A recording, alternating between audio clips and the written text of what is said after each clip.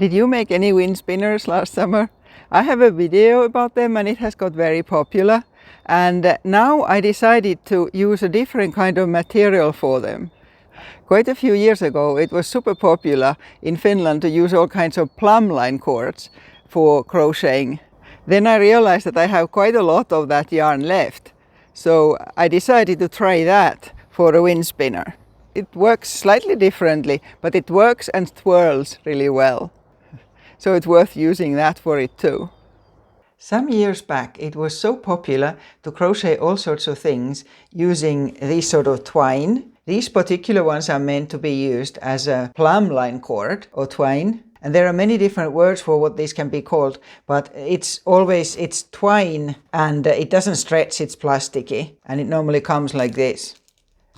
You can buy these in DIY stores, but also a number of hobby stores. I still have some of the things that I made then, like these here bags, and they sort of last forever. So when I realized that I have some of these left, I decided to use them for wind spinners. These of course are great in the rain. They don't really get wet through at all, and they dry quick. But some of these, there are so many different types. Some of these fade in the sun, so your wind spinner may not last for more than one summer.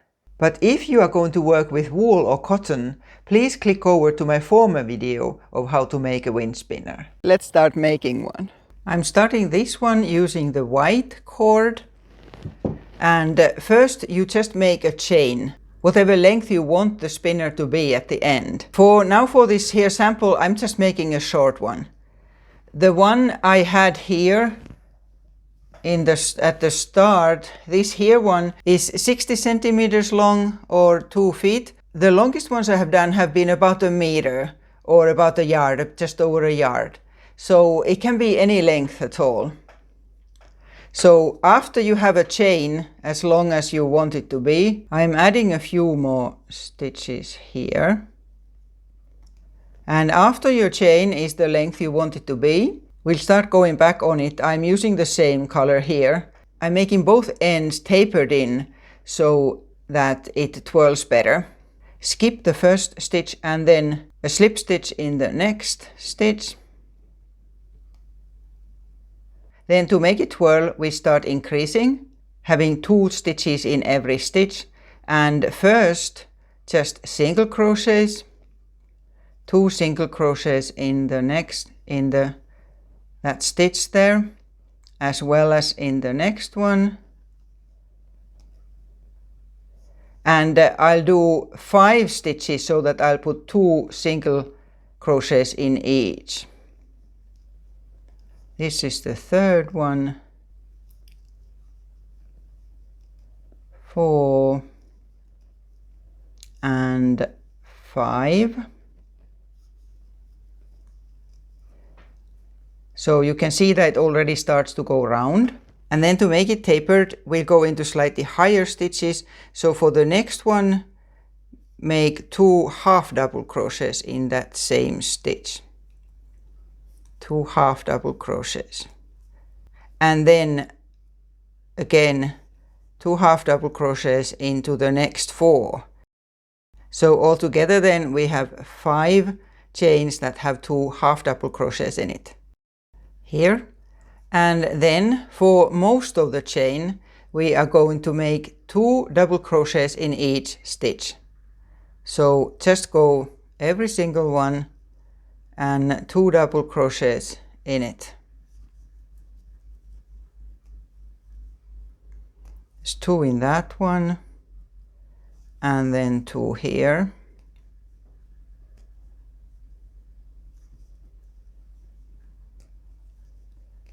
And when I shape it, we can see that it's already twirling now a bit.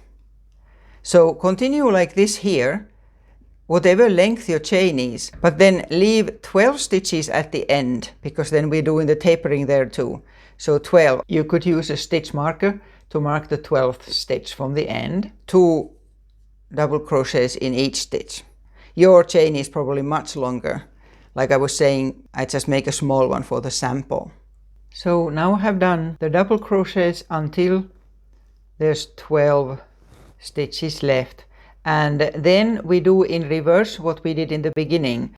So you'll have 2 half double crochets in each stitch for 5 times, and so 5 times that, and then 2 single crochets in each stitch 5 times, and then a slip stitch there. And I cut the thread, and then you may want to shape it so that it coils right, like this here.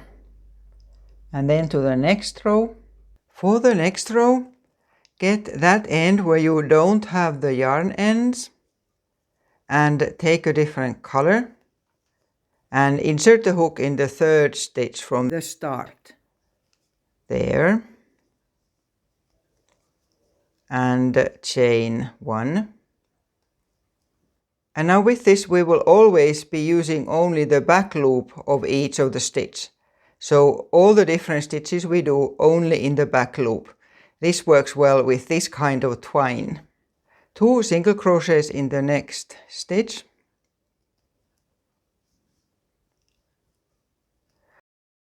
And now to increase, you would traditionally have 3 stitches in each stitch, but to save both time and yarn, instead of the 3rd stitch, just chain 1. That also increases how it goes round. And then 2 single crochets again in the next stitch and chain 1. And like in the previous row, we do this 5 times. I mean the two in a stitch. We didn't have the chain there.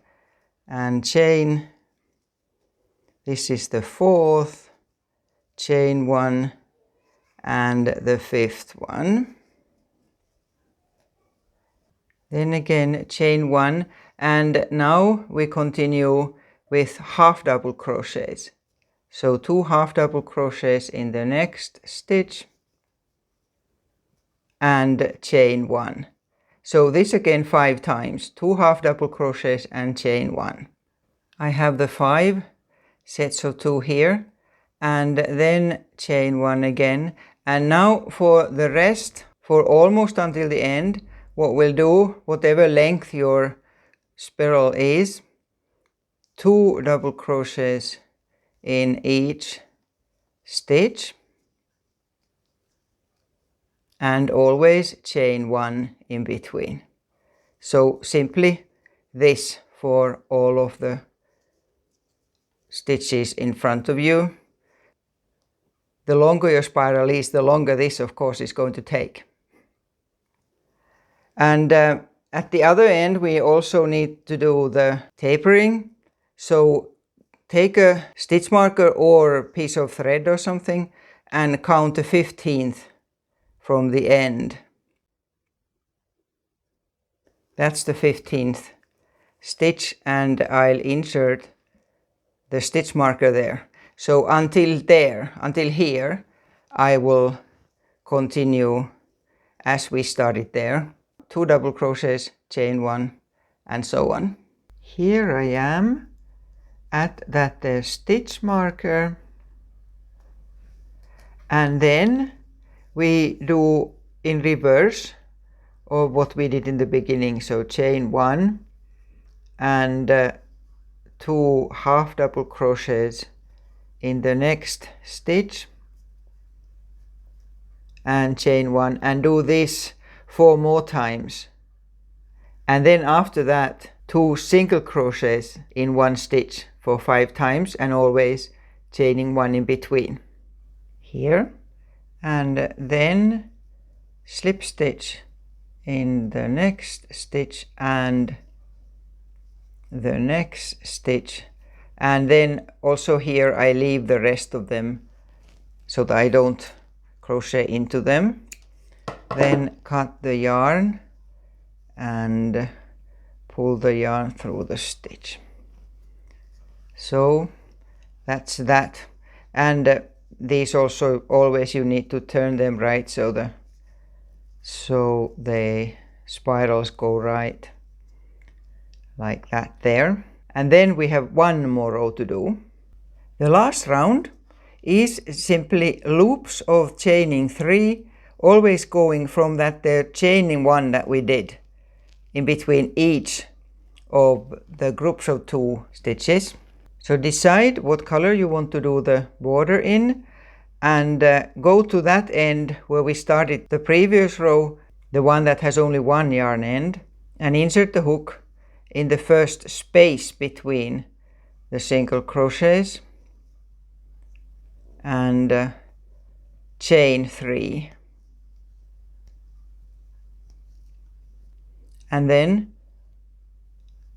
skip to the next chain you have in there, chain space, and again 3.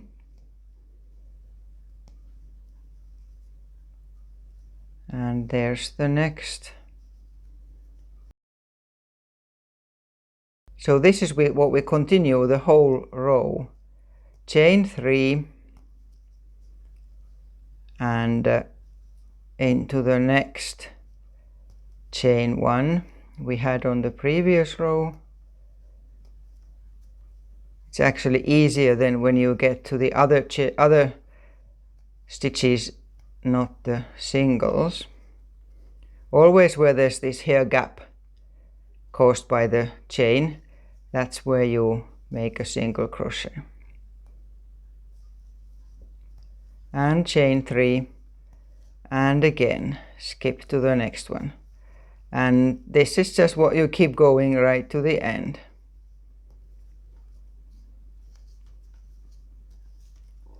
Like that there. Here we are.